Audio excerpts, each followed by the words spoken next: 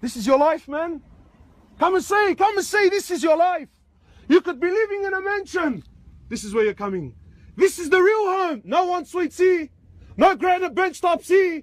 No women in there, brother. You're alone. You're alone. That's the reality of life here in this hole. What did you prepare for it? What have you done? But ask yourself really, now in this moment, what good is a house to this brother? What good is all the money in the world to this brother? What good is an AMG or a Lambo, whatever you want to call it? What good is that now to him? What good is a 6'2" blonde? It's of no benefit. It's of no benefit. No matter how many zeros were in you, it's of no benefit now. Granite bench tops, timber bench top, ensuite, not ensuite, is a double story, is it a split level? How many? This is of no benefit whatsoever. This is gone. وَمَا الْحَيَاةُ الدُّنْيَا إِلَّا مَتَاعُ الْغُرُورِ. What is the life of this world except it's a deception, it's a dream, it's an illusion. Why is it a dream? Because to believe in the dream, you have to be what? You have to be asleep. Ali bin Abi Talib, he says you're asleep. And when death comes, you wake up. Ya hasrati, whoa, where am I now? And it's too late then. You can't go back. While you and I were sitting at home getting ready to break our fasts, this brother fell to the floor, never to get back up again. At the moment where Allah is accepting dua from people, someone decided that that's the moment I'm going to be a big boy. Playing God on earth. Playing God on earth. It is Allah who gives life and takes it. And when you think you're a man and you want to play Allah's role, then know that Allah will deal with you accordingly. When does this change, man? 22, 23 years old, built like a tank. Yasin Farah, built like a tank, tabarakallah. $1 brought him to the ground. $1 brought him to the ground. Muslims killing Muslims.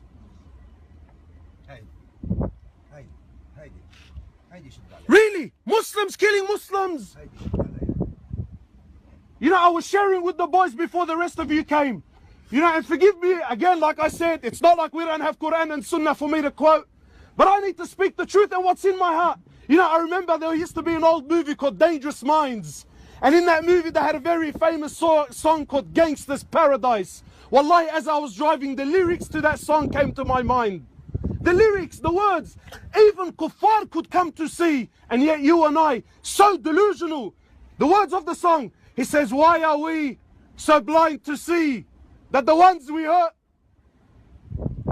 are you and me? You wanted to prove a point.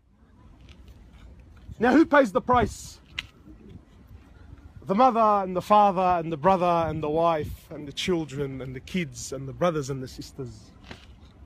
Their lives have been changed for life. Because someone wanted to be a bad boy and prove a point. And that's the least of my worries. You know what's worse than that? In our hearts, we glorify that life. We love that image. We love it. We thrive on it. I got news for you, bro. Anyone that's living that life, he chooses that life, you're a scum. You're less than scum. There is a very strong opinion that the one who kills a Muslim for no reason, there is no paradise for him permanently. Permanent. So don't, you know, inshallah I'll do a hajj and, no. You're playing games with Allah. There are no gangsters in Jannah, my brothers. Let me give you the news now, yeah? No gangsters in paradise, huh? Paradise are for those who feed Allah. Paradise are for those who live their life according to the pleasure of Allah subhanahu wa ta'ala. Jannah is for those who chose, who preferred their brothers over themselves. The blessed month of Ramadan. We sit here thinking, you know, I feel sorry for the brother. You know, again, no, don't feel sorry for him. There are no accidents in Islam. Wallah, you know, so young, so... No. His death was decided by Allah 50,000 years before the creation of the heavens and the earth. That bullet had his name on it, whether you like it or not. That time, that place, that location. This was all decreed by Allah subhanahu wa ta'ala. The question is how did you go? How did he go? What state was he in when he left this world? How are you living your life, my brother? How many more visits, how many more reminders, how many more deaths do we have to see before you and I wake up and pull up and come to understand? Why are we wasting our lives for? For what?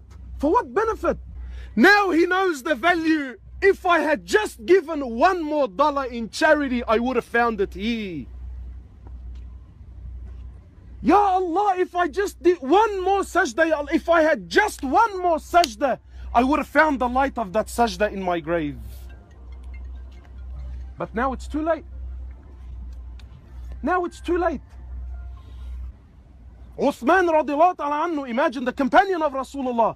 When he used to come to the grave, he used to buckle, crying. Sahaba asked, oh Uthman, why is it when Rasulullah spoke about death, you never cried? When he spoke about Jannah, you didn't cry like this. When he spoke about hellfire, you didn't cry like this. Why is it that when you come to these moments, why do you get affected the most? He says, because this is the beginning and this is the reality. If you're successful here, then know that the rest of your journey is successful. But if you fail here, then know every single part of the journey after this is only on a downhill. It's only going to get worse. How are you living your life? And how will you leave? What is the purpose of our existence in this world, my brothers? What, to eat, to play, to wear nice clothes and a hectic watch and drive a mad car? Do you really think that Allah, hasha lillah subhanahu wa ta'ala, do you think Allah subhanahu wa ta'ala is that bored and he has nothing to do but to create these little human beings that will spend all their lives competing amongst one? Do you really think that that's the purpose of our existence? Or did Allah subhanahu wa ta'ala create us for something far greater? My brothers, life is not a joke. It's not a joke. You've been created for a reason. Where are you going with your life, man? Where are you going? Wallahi, it's coming. Death doesn't know numbers, doesn't know race, doesn't know color.